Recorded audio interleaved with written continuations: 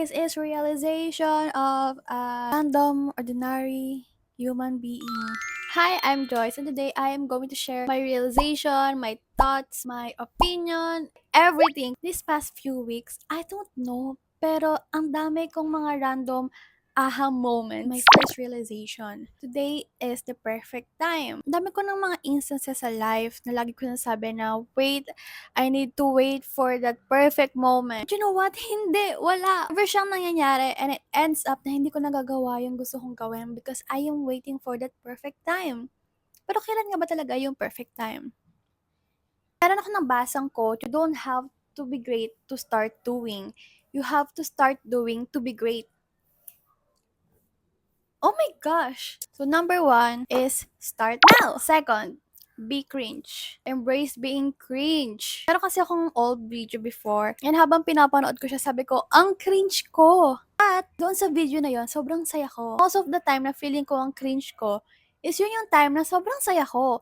So, let's embrace being cringe. And sabi nga ng mga successful content creators, talagang normal. Normal maging cringe. That's okay.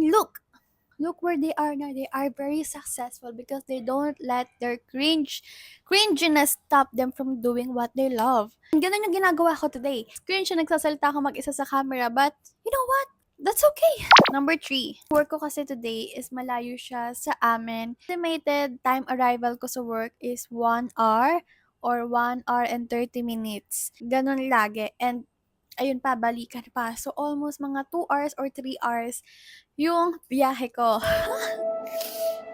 Love it! Ilang months na ako nag-work and nararamdaman ko na talaga yung pagod ko physically because of my commute. So, I resort to Move It or yung mga angkas, ganyan. But that's quite expensive. It is expensive but it saves time.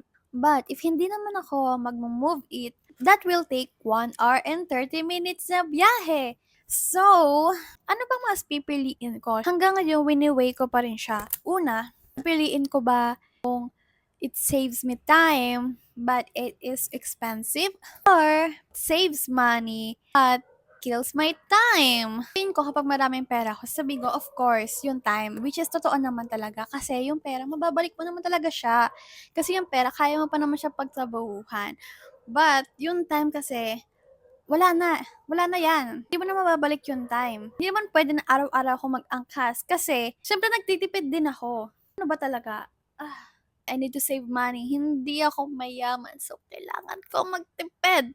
In conclusion, kailangan ko lang maging mayaman para makasave ako ng time. To be honest, I would choose this option.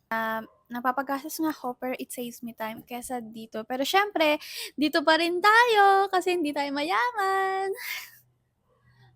Third, ang mahal maging healthy. Ayun lang, ang mahal maging healthy.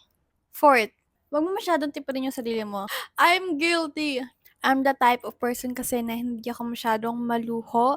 And kahit na work ako, nag-earn ako ng sarili kong money, for some reason, kapag may bili ako ng mga wants ko, like mga big purchase, I still ask my parents kung okay lang ba, bilhin ko to, kahit pera ko naman siya.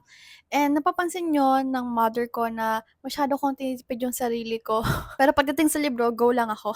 Yung mga purchases like clothes, mga random na gusto kong bilhin, like building blocks or yung mga parang Lego na nakikita ko sa TikTok na 20 pesos lang naman siya or 25 pesos, hindi ko siya mabili kasi feeling ko sayang. Kasi kapag books, parang nadju-justify ko pa siya na kahit mahal siya, the knowledge, you know? Finally, ng building blocks. And it took me 1 month to decide na bilhin siya. And how much lang siya? 25 pesos. Ganun ako kakuripot. So, it's okay lang pala na from time to time, maawa ka naman sa sarili mo. Bili mo rin yung mga gusto mo. Wag lang yung mga needs. Kasi okay ka naman na sa needs. Pwede naman yung wants. Kasi deserve mo naman siya. Try kong wag masyadong naging kuripot. Tada! Bili ako ng earrings for worth 250 pesos. And I'm proud of this purchase kasi hindi ko siya pinag-isipan. And hindi ko rin naman talaga siya actually kailangan. Pero nag-cute-an lang ako sa kanya and parang reward ko rin siya sa sarili ko. You know, you need to loosen up. It's okay to buy your wants. Here.